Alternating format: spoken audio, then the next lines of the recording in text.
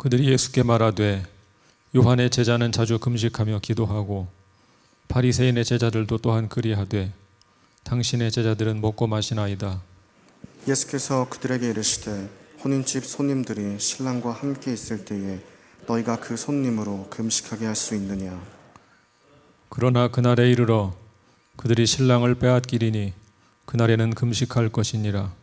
또 비유하여 이르시되 새 옷에서 한 조각을 찢어 낡은 옷에 붙이는 자가 없나니 만일 그렇게 하면 새 옷을 찢을 뿐이요 또 새 옷에서 찢은 조각이 낡은 것에 어울리지 아니하리라. 새 포도주를 낡은 가죽 부대에 넣는 자가 없나니 만일 그렇게 하면 새 포도주가 부대를 터뜨려 포도주가 쏟아지고 부대도 못 쓰게 되리라. 새 포도주는 새 부대에 넣어야 할 것이니라. 다 같이 묵은 포도주를 마시고 새 것을 원하는 자가 없나니 이는 묵은 것이 좋다 함이니라. 아멘. 앉으시겠습니다.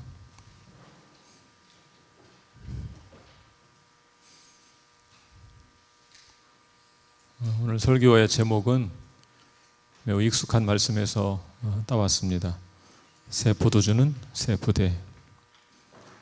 이 말은 하나의 구호가 되어서 일반 사회에서도 널리 쓰이고 있습니다.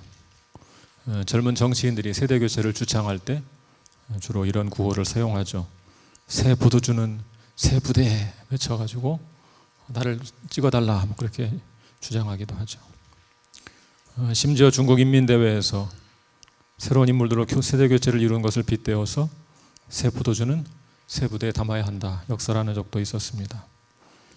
새 포도주는 새 부대, 이 말은 그 정도로 널리 알려진 익숙한 말씀이죠. 그런데 우리가 한 가지 주의할 것이 있습니다. 그것은 바로 익숙한 것이 꼭 좋은 것은 아닐 수 있다는 사실입니다. 때로 익숙함이 묵상에 방해가 될 때가 있습니다.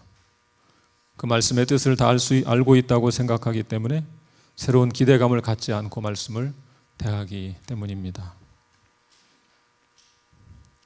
언젠가 신앙생활을 막 시작한 초신자가 그런 말을 한 적이 있습니다.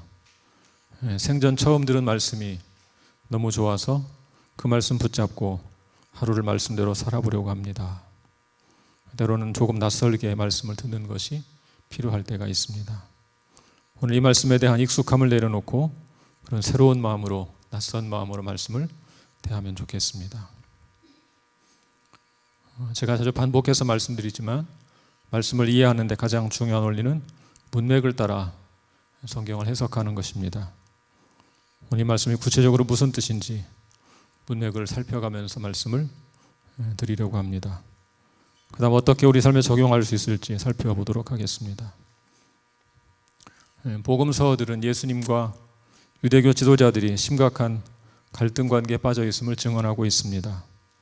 누가복음도 예외는 아닙니다. 아니, 오히려 누가복음은 예수님과 종교 지도자들 사이의 갈등을 반복적으로 묘사하고 있습니다. 최근 몇 주 동안 함께 살펴본 누가복음 5장이 바로 그런 갈등이 촉발되고 있는 장이라고 할 수 있습니다. 누가복음에서 예수님과 종교 지도자들 사이의 갈등은 중풍병자를 치료하신 사건을 통해 표출되었습니다. 예수께서 중풍병자에게 죄 용서를 선포했을 때 유대교 지도자들은 신성 모독죄라고 비난하면서 불만을 표출했습니다. 그 다음 예수님께서 세리와 어울려 식사하는 것을 보시고 죄인들과 함께 먹고 마시는 문제를 지적하면서 갈등이 심화되었습니다. 오늘 본문에 있는 사건은 예수님과 유대교 지도자들 사이에 세 번째로 벌어진 갈등을 다루고 있습니다. 세리와 죄인들과 함께 먹고 마시는 문제로 공격했던 사람들은 이제 금식의 문제를 들고 나옵니다. 우리 33절을 한번 같이 읽어볼까요?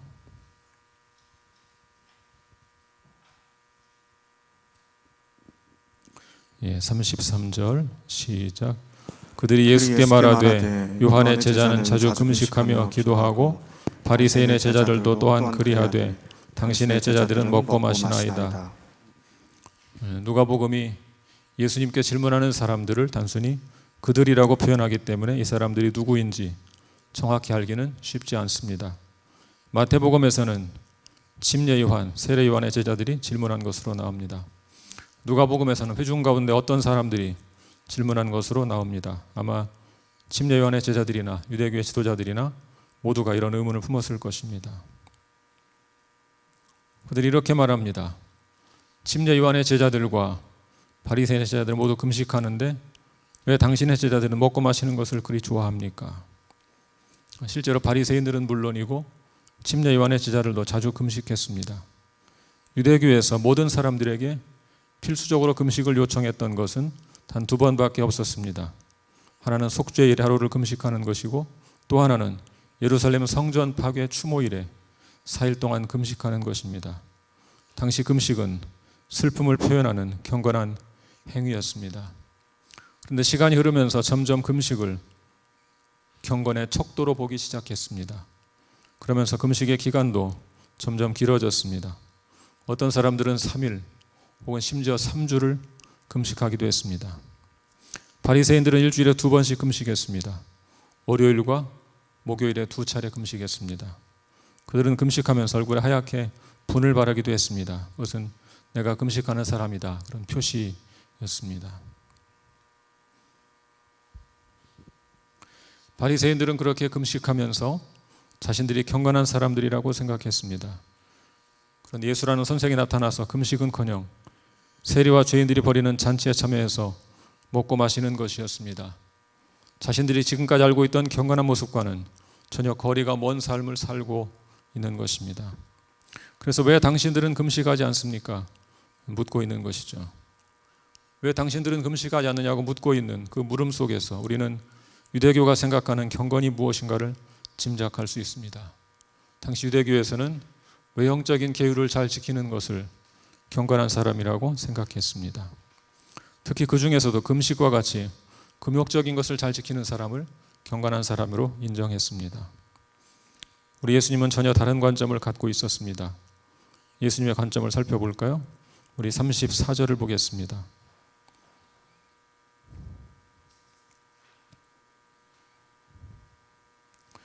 34절 시작. 예수께서 그들에게 이르시되 혼인집 손님들이 신랑과 함께 있을 때 너희가 그 손님으로 금식하게 할 수 있느냐? 예수님은 그들의 질문에 반박하면서 결혼잔치를 예로 듭니다. 혼인집 손님들이 신랑과 함께 있을 때 너희가 그 손님으로 금식하게 할 수 있느냐? 예수님은 자신을 신랑으로 자신의 제자들을 혼인집 손님들로 비유했습니다. 이스라엘의 결혼식 문화가 오늘 우리와는 많이 다르죠. 우린 대부분 결혼식 올리기 무섭게 어디로 갑니까? 신혼여행을 떠납니다. 결혼식 잔치라고 해야 뷔페로 차린 점심을 먹는 것이 거의 전부입니다. 우리도 과거에는 좀 달랐죠. 예전에는 결혼식이 동네 잔치였습니다. 떡을 하고 전을 부쳐 잔치를 열면 지나가는 거린들까지 함께 음식을 나누어서 먹곤 했습니다. 이스라엘 사람들은 결혼하면 일주일 동안 잔치를 엽니다. 그 기간 동안 계속해서 함께 먹고 마시면서 즐깁니다. 예수님은 지금 자신을 신랑으로 자신의 제자들을 손님으로 비유했습니다. 이 잔치는 메시아가 베푼 구원의 잔치입니다. 그동안 요한의 제자들을 비롯한 이스라엘 백성들은 메시아를 고대하면서 금식했습니다. 그것은 잘못된 것이 아닙니다. 그러나 이제 메시아가 오셨습니다. 그러므로 이제는 금식할 때가 아니라 잔치를 열고 함께 즐길 때인 것입니다. 예수님의 답변을 계속 볼까요? 35절.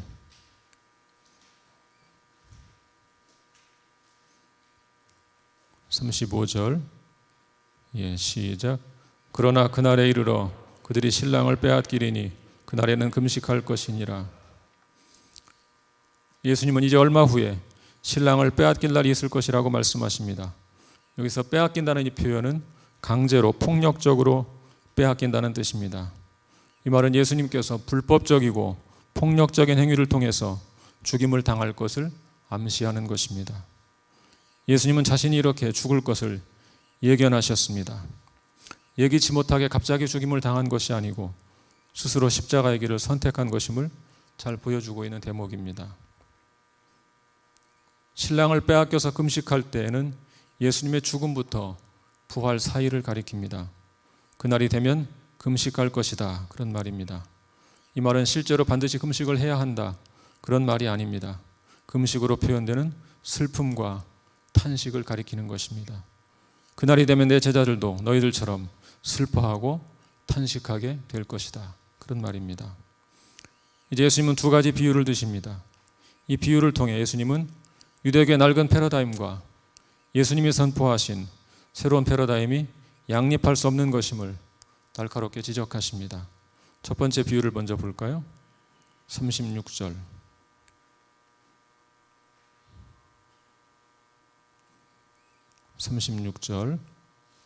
시작. 또 비유하여 이르시되 새 옷에서 한 조각을 찢어 낡은 옷에 붙이는 자가 없나니 만일 그렇게 하면 새 옷을 찢을 뿐이요 또 새 옷에서 찢은 조각이 낡은 것에 어울리지 아니하리라. 첫 번째 비유는 새 옷에서 한 조각을 찢어 낡은 옷에 붙이는 자가 없다 하는 것입니다. 이 비유를 정확히 이해하려면 당시 옷에 대해서 알 필요가 있습니다. 옷감이 좋지 않아서 빨면 상당히 수축됩니다. 여기서 새 옷의 조각은 아직 수축되지 않은 것이고 헌 옷은 이미 수축된 것이죠. 따라서 이 새 옷의 조각을 헌 옷에 붙이면 그 옷을 빨 때 새 옷 조각이 수축되면 헌 옷을 잡아당겨서 헌 옷을 못 쓰게 만들어 버립니다. 새 옷은 찢었으니까 이미 못 쓰게 됐죠. 헌 옷은 수축되어서 못 쓰게 되었습니다. 결국 둘 다 못 쓰게 된 것입니다. 그러니까 새 옷에서 옷감을 찢어서 헌 옷에 붙이는 사람은 없다, 그렇게 이야기한 것이죠. 두 번째 비유를 볼까요? 37절. 37절 시작. 새 포도주를 낡은 가죽 부대에 넣는 자가 없나니 만일 그렇게 하면 새 포도주가 부대를 터뜨려 포도주가 쏟아지고 부대도 못 쓰게 되리라. 두 번째 비유는 뭡니까? 새 포도주를 낡은 가죽 부대에 넣는 자가 없다는 것입니다. 이 새 포도주는 아직 발효가 안 된 것을 가리키겠죠. 낡은 가죽 부대는 더 이상 팽창할 수 없는 것을 가리킵니다. 당시 양이나 염소의 가죽을 통째로 사용해서 포도주 부대로 만들곤 했습니다. 짐승의 목 부분이 입구가 되는 그런 셈이겠죠. 새 가죽 부대는 신축성이 있어서 포도주가 발효되면 팽창하는 것을 수용할 수가 있습니다. 그렇지만 낡은 가죽 부대는 더 이상 팽창할 수 없기 때문에 발효되면서 팽창하는 것을 감당할 수가 없게 됩니다. 그래서 새 포도주를 낡은 부대에 넣으면 포도주도 버리고 부대도 버리게 되는 것입니다. 예수님은 자신이 든 비유의 결론을 내리십니다. 38절을 볼까요? 38절 시작. 새 포도주는 새 부대에 넣어야 할 것이니라. 새 포도주는 새 부대에 넣어야 합니다. 예수님께서 선포하신 복음은 새 포도주입니다. 그러므로 복음은 새로운 그릇에 담겨야 합니다. 유대교라는 낡은 그릇으로는 새 포도주인 복음을 담을 수 없습니다. 예수님이 선포하신 새로운 복음은 낡은 유대교의 틀로 담아낼 수 없습니다.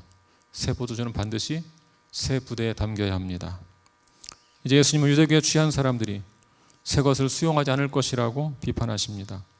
마지막 39절을 보겠습니다.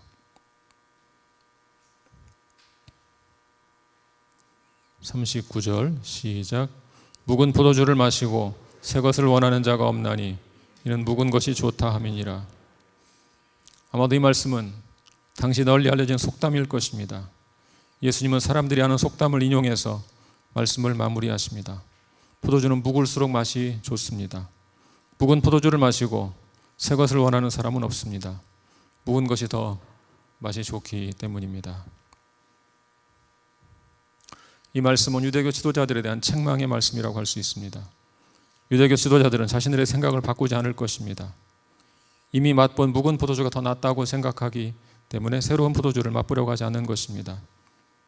유대교에 익숙한 사람들은 예수님의 복음을 수용하지 않을 것입니다. 예수님의 새로운 가르침은 결코 유대교의 가르침과 양립할 수 없을 것입니다. 새로운 포도주는 새로운 부대에 넣어야 합니다. 그렇다면 유대교의 가르침과 예수님의 가르침은 어떻게 달랐을까요? 당시 유대교는 율법주의적 경건을 추구했습니다. 율법주의가 얼마나 위험한 것인가는 바리새인과 서기관을 통해서 알 수 있죠. 그들은 많은 율법을 만들어냈습니다. 구약 성경에 있는 말씀을 지키기 위해서 스스로 율법 조항을 만들어낸 것입니다.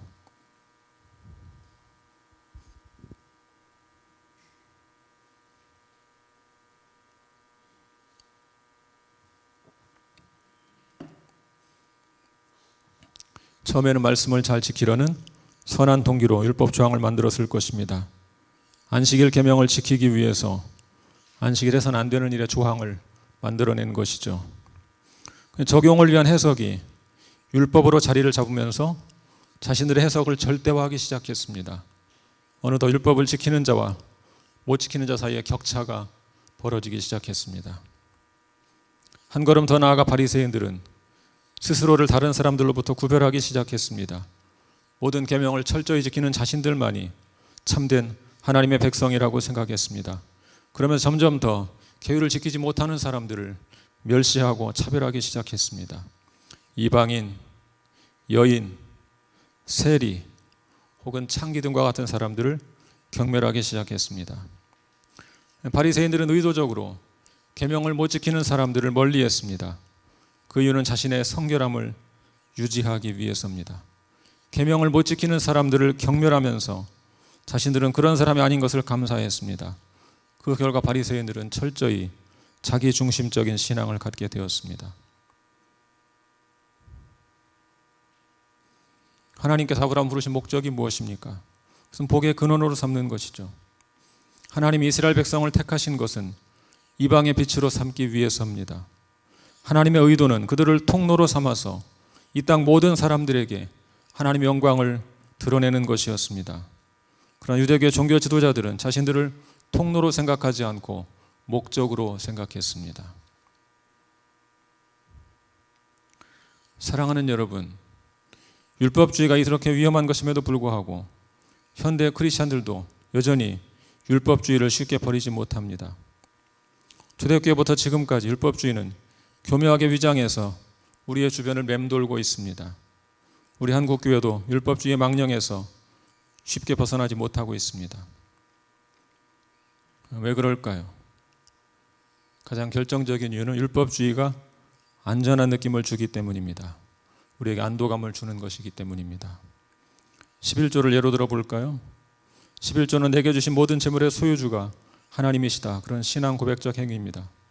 10분의 1을 드리면서 나머지 10분의 9도 하나님의 뜻대로 사용하겠습니다. 그런 다짐과 결단을 담고 있는 것입니다. 동시에 11조에는 공동체에 대한 헌신과 책임의 의미도 담겨 있습니다. 어느 순간부터 11조가 율법화되었습니다. 어떤 생각이 듭니까? 그 속에서 안도감을 느끼기 시작합니다. 11조를 드리는 것을 어려워하는 사람도 있죠. 그러나 훈련된 사람 입장에서는 율법화는 훨씬 더 마음이 편합니다. 왜냐하면 10분의 1을 드리면 나머지는 마음대로 쓸 수 있다고 안도하기 때문입니다. 주일 성수도 마찬가지입니다. 주일을 지키는 것이 어렵다고 생각하는 사람들에게는 율법주의가 어려운 것일 수 있습니다. 그렇지만 이미 훈련된 사람 입장에서는 주일 성수는 참 편한 것입니다. 주일만 잘 지키면 6일 동안은 내 마음대로 살 수 있기 때문입니다. 율법주의는 어떤 면에서 사람에게 안도감을 줍니다. 계명을 정확히 지켰으므로 내 구원은 보장되었다. 이렇게 생각할 수 있기 때문입니다. 그래서 율법주의 익숙한 사람들은 율법주의를 쉽게 떨치지 못합니다. 묵은 포도주를 마시고 새 것을 원하는 자가 없다는 말씀은 바로 그런 사람들을 꼬집고 있는 것입니다. 묵은 것에 익숙한 사람들은 새 것을 원하지 않습니다. 내게 길들여진 그 맛을 놓지 못하는 것입니다. 마찬가지로 율법주의에 길들여진 사람들은 그 속에서 안도감을 느끼기 때문에 율법주의를 쉽게 버리지 못합니다. 그런 사람들은 결국 마지막에 자기 중심적인 신앙에 빠지고 맙니다. 율법을 지킨 나는 특별한 사람이고 율법을 못 지킨 다른 사람들은 엉터리라고 생각하게 됩니다. 그 결과 자기 의에 사로잡혀서 자신만을 위해 사는 이기적인 사람이 됩니다. 주님은 그런 신앙 체계를 낡은 가죽 부대라고 비유하신 것입니다. 그렇다면 새 포도주를 담을 만한 새로운 부대는 무엇입니까? 예수님이 가르치신 새로운 경건은 무엇입니까? 복음서에 기록된 예수님 행적을 주목해 보시면 참된 경건이 무엇인지 알 수 있습니다. 바리새인들이 자기 중심적인 삶을 살았다면 예수님은 타인 중심적인 삶을 사셨습니다. 예수님은 다른 사람에게 유익을 끼치고 기쁨을 주는 것을 좋아하셨습니다. 그분은 세리와 죄인과 함께 먹고 마셨습니다. 그들에게 구원이 임한 것을 기뻐하셨습니다. 사람들에게 멸시받던 죄인들이 주님을 만나서 기뻐하며 잔치를 여는 것을 보시고 기뻐하시면서 그 잔치에 참여하셨습니다.